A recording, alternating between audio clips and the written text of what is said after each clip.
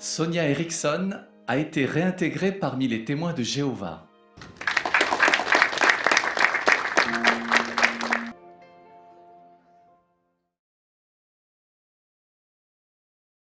Bonsoir, bonjour à tous, j'espère que vous allez bien. Avant de commencer cette nouvelle vidéo, j'aimerais remettre au clair deux choses. Premièrement, je remarque que certains sont obsédés par mon âge, ils veulent absolument savoir quel âge j'ai, si je suis une femme de 30 ans, 40 ans, 50 ans, etc. Et je leur réponds que mon âge importe peu. Ce qui importe ici, c'est mon message, c'est ce que je vous dis. Deuxièmement, et je répète encore une fois, j'espère que ce que je dis est plus important que la manière dont je le dis. Ma chaîne n'a pas pour principal objectif la purgation des passions. Si vous êtes frustré, si vous êtes triste, si vous êtes en colère, si vous êtes énervé, allez vous défouler ailleurs. La raison pour laquelle j'ai créé ma chaîne, premièrement, c'est pour donner un point de vue, mon point de vue, sur l'organisation des témoins de Jéhovah. Deuxièmement, c'est pour offrir au monde une vision élargie du christianisme dans sa globalité particulière. Voilà la véritable raison d'être de ma chaîne. Maintenant que vous savez tout, j'espère que la barre des commentaires ne sera plus un défouloir pour les frustrés, les névrosés, les énervés, les attristés, les gueux, les sans dents spirituels, etc., etc. Voilà, je pense avoir dit ce que j'avais à dire. Maintenant, ce que je veux vous proposer dans cette vidéo aujourd'hui, c'est l'analyse d'une vidéo très connue et on va essayer d'analyser ensemble pourquoi cette vidéo pose problème à beaucoup de monde. Et je voudrais vous montrer à travers mon analyse que 90%, pour être sympa, des personnes qui quittent le jéhovisme le quittent pour de mauvaises raisons. Et lorsqu'on quitte une organisation pour de mauvaises raisons, et ben la probabilité qu'on y retourne est beaucoup, beaucoup plus forte. J'ai toujours dit, l'objectif n'est pas de quitter les témoins de Jéhovah, d'envoyer sa lettre entre guillemets de démission et d'aller vivre et de repartir dans le monde, non. L'objectif, c'est de comprendre pourquoi est-ce qu'on décide de couper les ponts définitivement avec une religion. À travers cette vidéo aussi, j'aimerais vous réconcilier avec les personnes qui retournent dans le jéhovisme après avoir vécu pendant des années, entre guillemets, dans le monde. Pourquoi? Parce que vous allez remarquer que tout le monde n'est pas fait pour être citoyen. Tout le monde n'est pas fait pour vivre sans Dieu, sans religion. Tout le monde n'est pas fait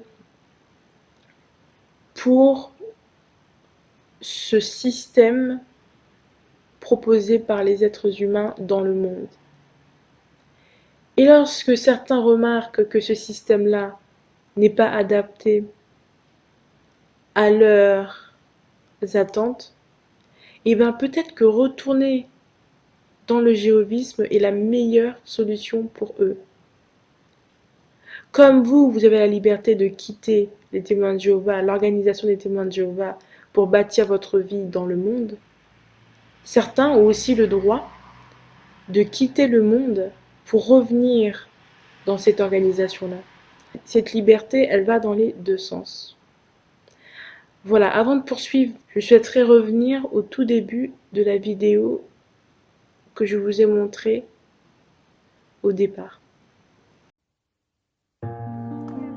Ça fait tellement de bien d'être avec sa famille et ses amis. Je profite de chaque instant que je passe avec les frères et sœurs de ma congrégation. Avec mes enfants, on est maintenant très heureux. Mais ça n'a pas toujours été le cas.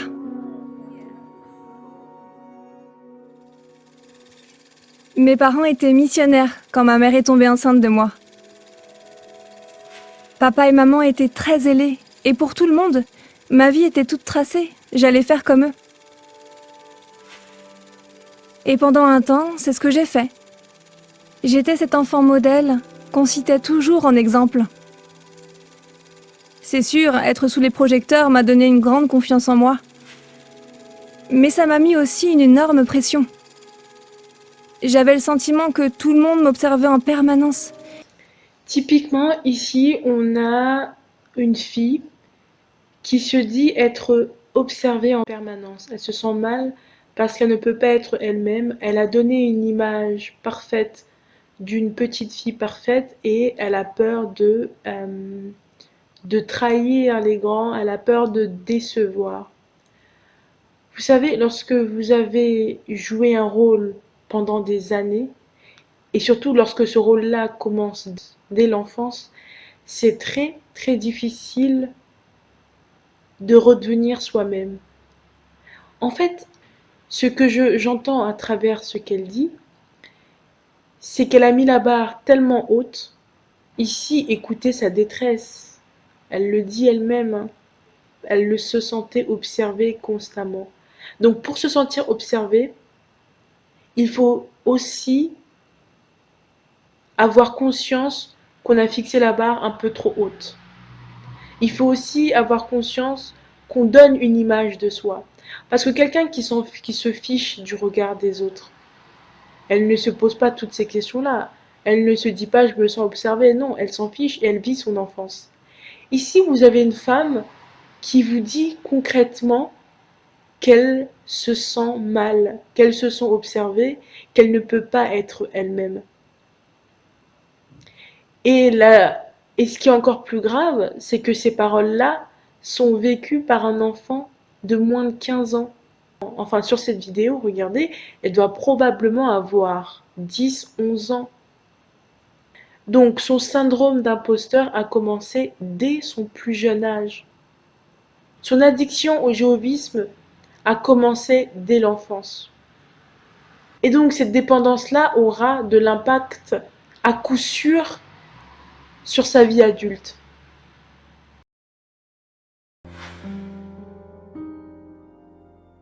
Adolescente, j'ai commencé à me sentir partagée. J'aimais la vérité, mais je me sentais à l'étroit. Je n'ai parlé à personne de ce que je ressentais. Je faisais comme si tout allait bien, mais sans y croire vraiment.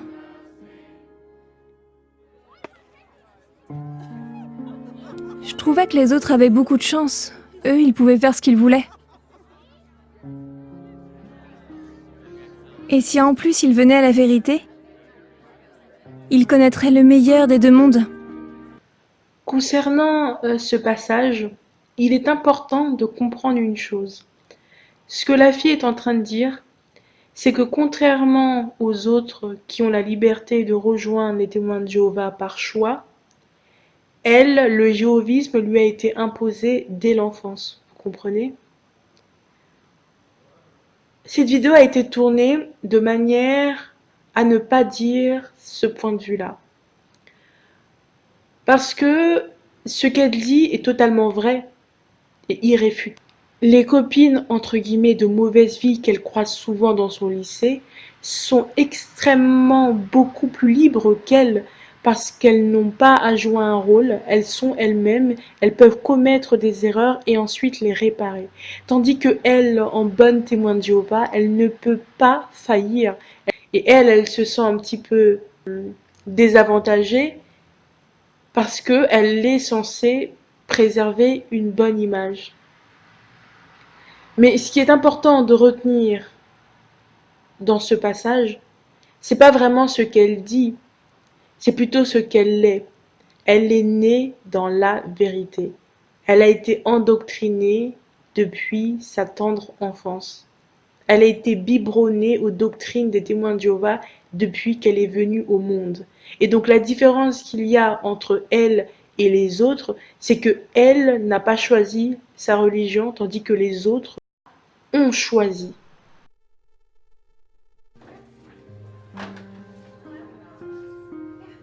Je pensais que les choses iraient mieux une fois mon diplôme en poche.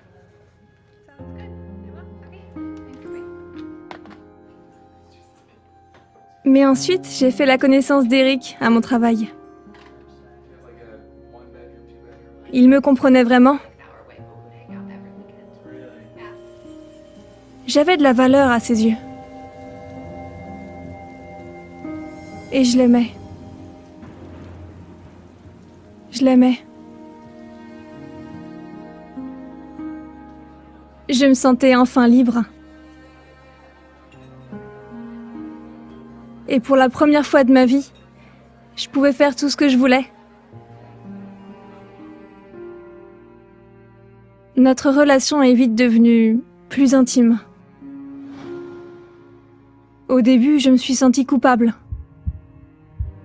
Mais après, je me suis dit que c'est ce que font deux personnes qui s'aiment. Et j'étais prête à tout abandonner pour lui. Tout. Dans ce passage, la chose à retenir selon moi est le fait que cette fille ignore qu'elle a peut-être trouvé l'amour avec un grand A. Elle dit 3 choses. Elle dit que l'homme qu'elle a rencontré la comprenait. Elle dit que dans les yeux de cet homme, elle avait de la valeur. Et ensuite, elle dit qu'elle l'aime et qu'elle se sent libre à ses côtés. Elle dit, il me comprenait. J'avais de la valeur à ses yeux. Je l'aimais. Je me sentais libre. Entre nous, combien de personnes, amoureusement parlant, avons-nous rencontré qui remplissaient ces critères-là? Un homme compréhensible, qui nous accorde beaucoup de valeur, un homme aimé, et surtout qui nous fait sentir libre. Lorsqu'un homme remplit ces critères-là, c'est possible qu'il soit le bon. Vous êtes d'accord avec moi? Donc son sentiment est tout à fait légitime. Elle est tombée amoureuse. Cet amour-là était probablement réciproque. Et cet amour-là l'a même poussée à commettre un crime qui est la fornication.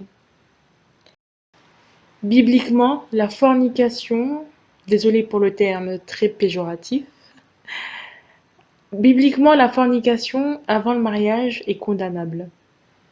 Et donc, cela va de soi que ce crime contre l'humanité doit être puni non pas par Dieu, mais par une organisation terrestre. En fait, ces histoires de fornication avant le mariage, ça me fait un peu penser à l'histoire de Dinah dans l'Ancien Testament, où lorsque Dinah a délibérément choisi de faire l'amour avec un non-juif, et ben pour le venger, ses frères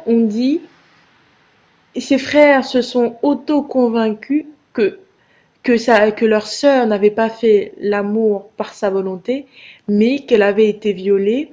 Et donc, pour redonner l'honneur à cette jeune fille et surtout à leur famille, les frères de Dinah sont partis tuer, assassiner l'homme en question qui a forniqué avec leur sœur. Et je fais un peu le parallèle avec l'organisation des témoins de Jéhovah. Celui, ou plutôt celle, qui décide d'avoir des rapports sexuels en dehors de l'organisation, en dehors du baptême, en dehors du mariage, et ben l'organisation des témoins de Jéhovah, c'est un peu comme les frères de Dinah. Pour venger, pour redonner la dignité à celle qui a commis la fornication, l'organisation va s'inventer toute une histoire. Oh non, elle a été violée, elle a commis un péché, elle ne le souhaitait pas vraiment. L'organisation va demander à Dinah, et donc à la jeune fille en question, de s'excuser d'avoir commis un acte voulu. Est-ce qu'on regrette d'avoir aimé? Je ne crois pas. Je ne crois pas vraiment. Je ne pense pas que Dinah a regretté ne serait-ce qu'une minute, une seconde, la nuit passée avec son charmant. Par contre, ce qu'elle a beaucoup regretté, c'est plutôt le comportement sauvage et incompréhensible de ses frères, qui se sont comportés en justiciers célestes sur terre, en tuant bien évidemment quelqu'un. Avec le recul, je me rends compte que mes parents ont fait de leur mieux pour bien agir, comme Jéhovah le demande. Mais comme je ne haïssais pas ce qui est mauvais, je ne voyais pas le mal dans ce que je faisais. Et c'est ce qui m'a amené finalement à faire des choses que j'ai regrettées ensuite. J'ai fini par être excommuniée. Sonia Eriksson n'est plus témoin de Jéhovah. Toute la famille a été anéantie. Maintenant, écoutons le premier exposé de la réunion de service. On se rappelle, le mois dernier, nous avons proposé... Après, mon père m'a expliqué que je ne pouvais pas rester à la maison parce que je ne voulais pas changer. Il m'a dit que j'avais une mauvaise influence sur mon frère et ma sœur. C'est bon, je m'en vais.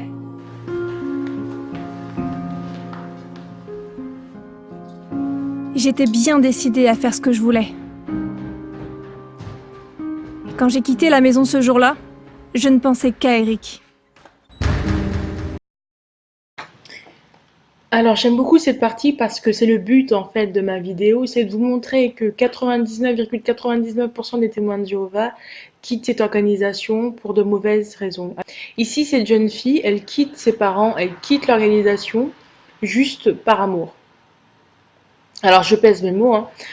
Elle dit j'étais bien décidée à faire ce que je voulais. Donc c'était une décision délibérée, elle l'a choisi, elle l'a délibérément choisi.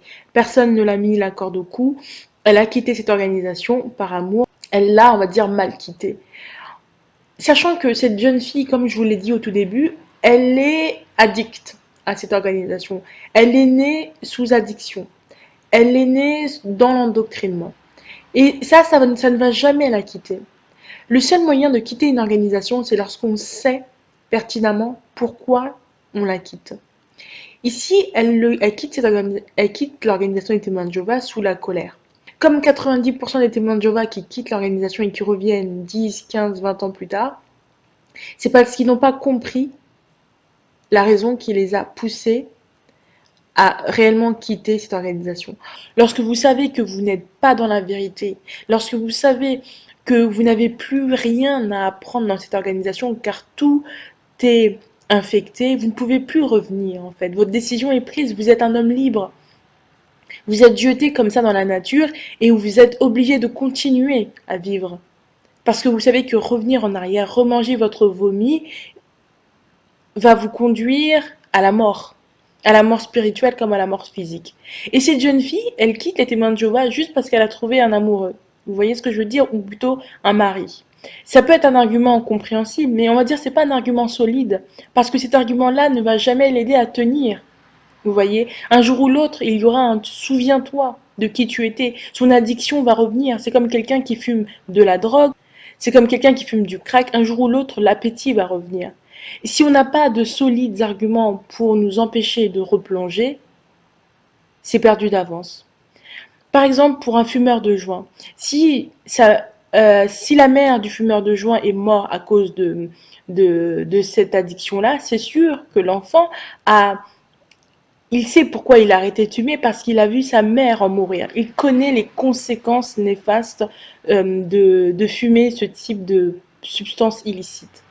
Mais si le fumeur de joint arrête de fumer de la drogue parce que quelqu'un lui a dit que c'était pas bien, un jour ou l'autre, il risque d'y replonger parce qu'il n'a pas vécu profondément cette interdiction-là. Vous comprenez ce que je veux dire? Et ce que j'essaie de vous dire, c'est que ça ne sert à rien de quitter l'organisation des témoins de Jéhovah pour des raisons triviales, pour des raisons banales, pour des raisons minimes. Vous devez quitter l'organisation des témoins de Jéhovah parce que vous êtes persuadé de ne plus être dans la vérité.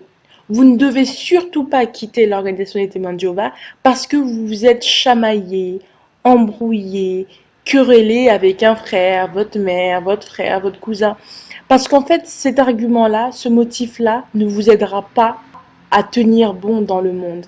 Vous savez, la vie dans ce système en dehors des témoins de Jéhovah n'est pas facile. Vous devez bosser 35 heures, vous devez supporter le temps, parfois il pleut, parfois il neige.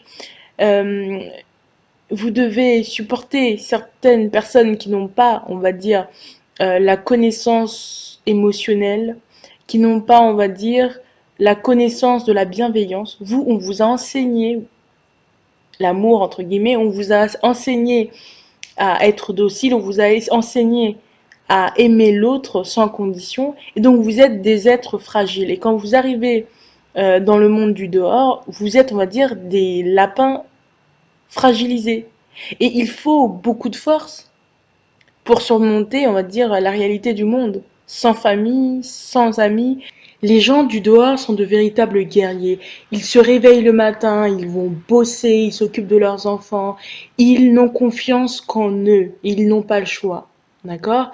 Vous, vous êtes dans une religion, dans une secte qui vous maintient dans un cocon spirituel, dans un modernisme chrétien qui vous fait du bien. Et le monde du dehors n'est pas le monde des bisounours promis par la Watchtower. Le monde du dehors, c'est un monde de guerriers, de force, de combattants. C'est un monde où les gens font des erreurs, beaucoup d'erreurs. C'est aussi un monde où les gens ont fondé leurs croyances sur leur expérience personnelle, alors que toi, bon témoin de Jéhovah, tes croyances sont principalement basées sur des lectures, sur des doctrines, vous voyez? Et donc pour se détacher de son ancien monde et rejoindre un nouveau monde, il faut beaucoup de courage. Et si tu ne te sens pas assez courageux pour affronter la dure réalité, ou il y en a qui diront c'est pas si dur que ça,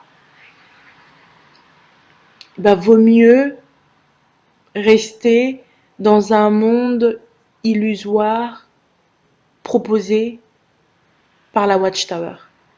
C'est vraiment un conseil d'amis, c'est un conseil bienveillant. Et sachez également que dans l'organisation des témoins de Jéhovah, il y a énormément de personnes qui ont choisi ce monde d'illusion.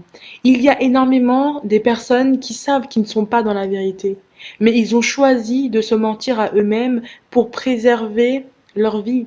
Et ces gens-là, contrairement à ce que vous pouvez penser, ils ne sont pas bêtes, ils ne sont pas idiots. Quelqu'un qui sait qu'il n'est pas dans la vérité et qui reste quand même dans l'organisation, il est très smart, il est intelligent, dans le sens où il n'avale plus l'enseignement de la Watchtower, mais s'il y reste, c'est parce qu'il sait que ça lui fait du bien. C'est une thérapie profonde, c'est une thérapie personnelle. Il y a beaucoup de gens qui pensent que les témoins de Jéhovah sont idiots, mais moi je dis que les moins idiots, c'est les personnes qui savent pourquoi ils continuent à être membres de cette organisation. Et les personnes les plus intelligents, c'est ceux qui décident de quitter cette organisation avec de motifs valables. Et souvent, ces motifs-là sont d'ordre doctrinal. Et donc, leur choix est basé sur une connaissance exacte, une connaissance solide. Et il n'y a rien de plus déstabilisant que d'être seul dans la jungle.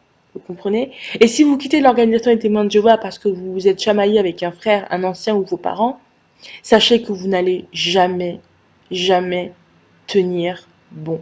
Vous êtes des drogués, des addicts à la coke, et la seule manière de sortir de la dépendance est de connaître les conséquences exactes de la drogue.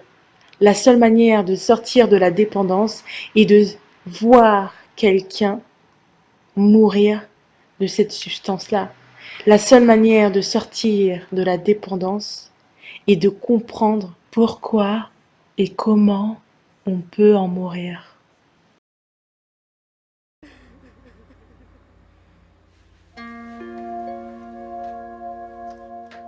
Je n'ai pas réalisé à quel point mes parents étaient effondrés et déçus par mon attitude. J'en ai voulu à mes parents d'en arriver là. J'en ai même voulu à Jéhovah. Mes parents souffraient beaucoup de mon absence, même après tout ce que je leur avais fait subir. Qu'est-ce qui les a aidés à rester fidèles à Jéhovah pendant toutes ces années où j'ai été excommuniée? C'est le récit biblique d'Aaron. Quand Jéhovah a condamné les 2 fils d'Aaron et les a mis à mort, dans cette situation, il a ordonné à Aaron et à sa famille de ne pas porter le deuil. Toute la famille montrait ainsi à la nation qu'elle soutenait la décision de Jéhovah. Papa et maman ont compris qu'ils devaient rester fidèles à Jéhovah, comme à Aaron. Ils m'aimaient et voulaient que je revienne à Jéhovah. J'ai essayé de les appeler. Je voulais juste leur parler et entendre le son de leur voix. Mes parents me manquaient. Et eux aussi, ils auraient voulu avoir de mes nouvelles. Mais ils savaient que s'ils avaient fait un pas vers moi, ne serait-ce qu'un petit pas, pour savoir comment j'allais, ça m'aurait suffi.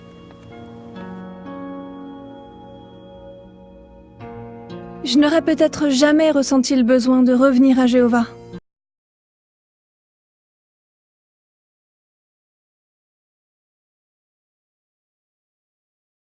Ici, bien évidemment que l'histoire d'Aaron n'a rien à voir, mais alors strictement rien à voir avec l'excommunication subie par cette jeune fille. Alors, l'histoire d'Aaron n'a rien à voir. Relisez la Bible.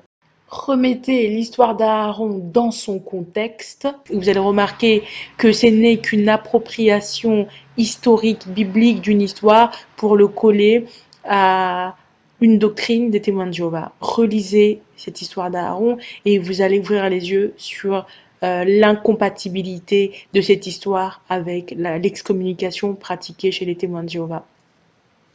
Ensuite, elle dit quelque chose de vraiment percutant. Si ses parents ne l'avaient pas ignoré, si ses parents n'avaient pas ignoré ses appels, etc., elle ne serait jamais revenue, entre guillemets, vers Jéhovah. Ce qui l'a poussée à revenir vers Jéhovah, c'est la solitude. Et je pense que sur ce passage, on nous le dit peut-être pas, mais je pense que son petit ami l'a quitté. Je pense que c'est une femme au foyer, une femme seule. Peut-être, peut-être pas, enfin j'en sais rien. Mais en fait, c'est la solitude, c'est le fait d'être seule qui l'a poussée, qui détruit, on va dire, son cerveau et qui la pousse à rabâcher, en fait, à repenser à sa famille. Ce qui est tout à fait normal. Quel humain aime être seul? Personne n'aime être seul. Témoin de Jéhovah ou pas, croyant ou pas, les gens aiment être entourés de leur famille. Et donc, c'est pas Jéhovah qui lui manquait, c'est sa famille, en fait. Sa mère lui manquait, son père lui manquait, ses frères et sœurs lui manquaient. Ce n'est pas Jéhovah, c'était pas l'organisation des témoins de Jéhovah, c'était sa famille. C'est ça la vérité. C'est ça la vérité. C'est que sa famille lui manquait et rien d'autre. Rien d'autre. J'ai été excommuniée pendant plus de 15 ans. J'ai 2 enfants et en les voyant grandir, j'ai réfléchi à leur avenir. Plus ça allait, et plus je voulais revenir à Jéhovah et à la congrégation. Mais je ne m'en sentais pas digne. Un jour, 2 anciens sont venus me voir et m'ont rappelé avec beaucoup de douceur que Jéhovah voulait que je revienne à lui.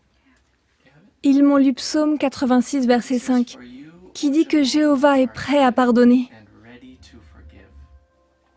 Toute la journée, j'ai repensé à ce verset.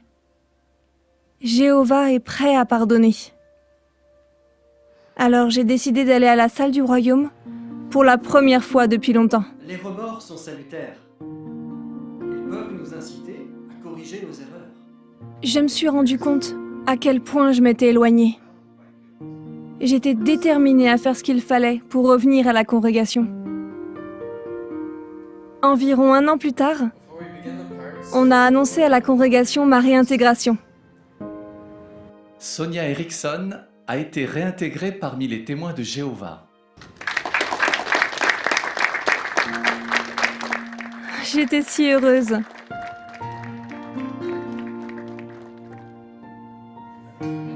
les frères et sœurs m'ont accueilli chaleureusement. Être à nouveau réunis à ma famille et à Jéhovah m'a rempli de joie. Je savais que c'était là que je devais être. Je ne voulais plus quitter Jéhovah. Mais quand j'étais seule, j'avais du mal à savoir si Jéhovah m'avait vraiment pardonné. Mais quand j'étais seule, j'avais vraiment du mal à savoir si Jéhovah m'avait vraiment pardonné. Non, non, non, non, non. La vraie question qu'elle se pose, c'est mais quand j'étais seule, j'avais vraiment du mal à croire, à penser que j'étais dans la vérité. Je pense que c'est plutôt ça qu'elle pensait. Parce que quand on est pardonné par Dieu, demandez à tous les chrétiens, quand ils se sentent pardonnés par Dieu, ils le savent. Ils savent quand Dieu les a pardonnés. Regardez les pires pécheurs, des violeurs, des kidnappeurs, des pédophiles. Quand ils se repentent, ils pleurent et ils savent que Dieu les a pardonnés. C'est pas elle parce qu'elle a quitté une organisation, c'est même pas Dieu qu'elle a quitté, c'est juste une organisation qui va commencer à somnoler, à se demander si Dieu l'a pardonné. C'est faux. C'est faux. Ce qu'elle se posait vraiment, la vraie question qui l'a turlupée, c'était de savoir si elle était vraiment dans l'organisation de Dieu, si elle était vraiment dans la vérité. C'est ça. Si Jéhovah a bien voulu pardonner les péchés de Manassé, alors qu'ils étaient si graves, c'est sûr, il m'a aussi pardonné. Quel bonheur de comprendre que Jéhovah nous pardonne largement. Et maintenant, je suis vraiment heureuse. Mais bien sûr que tu es plus heureuse. Tu as ta famille qui te reparle, tu as juste une vie sociale, ce qui est compréhensible. Cette femme n'était pas malheureuse parce qu'elle n'était pas dans la vérité, elle était malheureuse parce qu'elle se sentait seule. Elle avait sombré dans une solitude chronique qui l'étouffait. Donc voilà.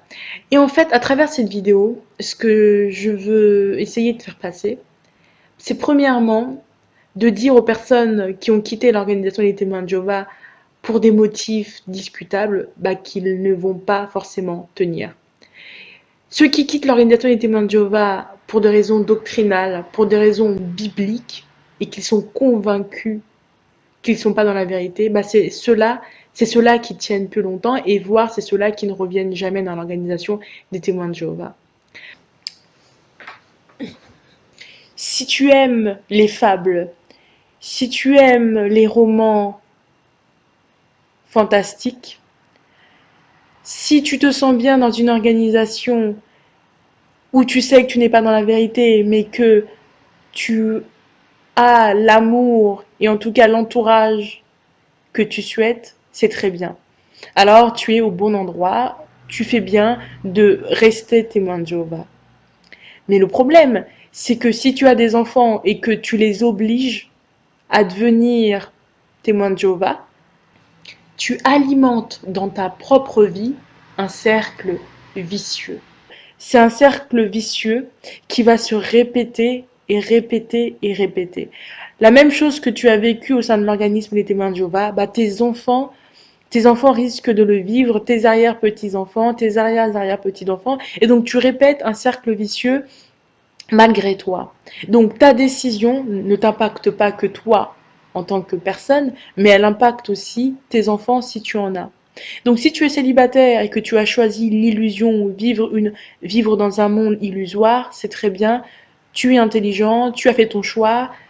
Par contre, si tu as des enfants à élever, si tu as des enfants à charge et qu'ils sont obligés de subir ta décision, là tu es fautif, là tu es responsable de ce qui peut arriver à ces êtres qui n'ont rien demandé. Est-ce que je reste égoïste et je ne pense qu'à moi, à mon bien-être, à ma vie sociale, peu importe que j'ai des enfants ou pas?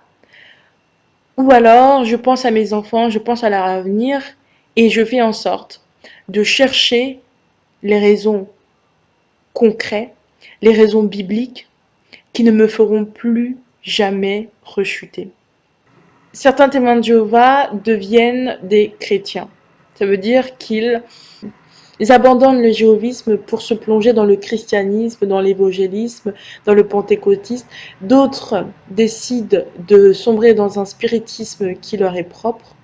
D'autres décident de devenir athées. D'autres décident de devenir agnostiques. Peu importe la finalité, peu importe le chemin que tu vas prendre. Le plus important, selon moi, c'est de s'assurer de ne pas passer d'un extrême à un autre. Être membre de Témoins de Jéhovah, on est déjà dans l'extrême. Et donc, si on quitte cette organisation pour rejoindre un autre extrême, est-ce qu'on s'est vraiment libéré? Est-ce que vraiment on va vers la vérité? J'ai connu un couple Témoins de Jéhovah qui ont quitté l'organisation pour rejoindre un parti politique de l'extrême droite. C'est pour vous dire, quand je vous parle d'extrême, là, je connais un cas concret. Donc voilà, lorsque vous quittez l'organisation, assurez-vous de marcher dans l'humilité, dans la tendresse, dans les vraies valeurs de la Bible, dans les vraies valeurs qui ont fait qu'aujourd'hui vous êtes qui vous êtes. Assurez-vous de rester vous-même, de garder votre liberté. Parce que si vous quittez un mensonge pour rejoindre un autre mensonge, vous restez dans un cercle mortifère dans lequel vous n'allez jamais vous en sortir. Et c'est là le danger en fait. C'est là le danger des personnes qui quittent une secte, qui quittent un extrême. Le danger, c'est qu'ils rejoignent sans le savoir un autre extrême par besoin, entre guillemets, de liberté. Si vous vous sentez libre de penser, de marcher, de manger, de vous exprimer, d'être vous-même dans une organisation, c'est que probablement vous êtes dans la vérité. Là où il y a oppression, il y a remise en question. Et là où il y a remise en question, il y a besoin de réponses. Et tant que vous n'avez pas de réponse concrète, exacte, convaincante, continuez à chercher la vérité. C'est tout. Merci de m'avoir écouté et je vous souhaite une agréable journée.